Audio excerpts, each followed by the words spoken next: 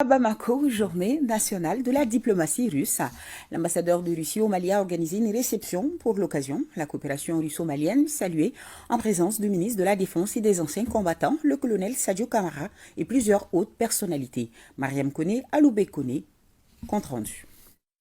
Instituée par le président de la Fédération de Russie, Vladimir Poutine, en 2002, la Journée nationale de la diplomatie est une fête des diplomates russes travaillant dans les ambassades du monde entier. Ces diplomates travaillent souvent dans un environnement politique très difficile.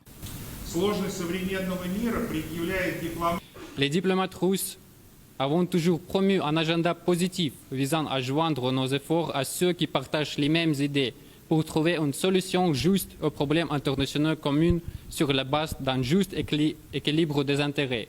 Une telle politique, fondée sur les normes universelles reconnues du droit international et surtout sur les principes de la Charte des Nations Unies, bénéficie d'un large soutien au sein de la communauté internationale. Cela nous permet de développer une coopération égale et mutuellement bénéfique avec des États amis en Afrique, en Eurasie et en Amérique latine. Dans cette coopération avec les pays en développement, le Mali occupe une place de choix, renchérit l'ambassadeur.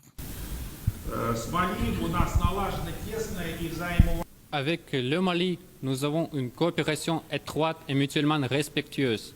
La coopération dans les domaines politiques, militaires, commerciaux, économiques et humanitaires se développe. L'année dernière, 2 conversations téléphoniques ont eu lieu entre le président russe Vladimir Poutine et le président malien, le colonel Assimi Goïta, ainsi que 2 rencontres entre nos ministres des Affaires étrangères. À noter que plusieurs personnalités ont pris part à cette célébration, dont le ministre de la Défense et des anciens combattants, colonel Sadio Kamara. Vive l'amitié russo-malienne! Le président du Conseil national de la transition est arrivé cet après-midi en Guinée-Conakry. Le colonel Malick Diaw répond ici à une invitation de son homologue à participer aux festivités de l'an du CNT de la Guinée-Conakry. Au-delà, l'occasion c'est la mise à profit pour parler des défis communs dont la lutte contre le terrorisme et la bonne marche de la transition dans les 2 pays. Les délégations du Burkina Faso et du Tchad seront également présentes. Nous écoutons le président du CNT, le colonel Malick Diaw, à son arrivée à Conakry, au micro de nos envoyés spéciaux, Brahma Traoré et Seydou Sissoko.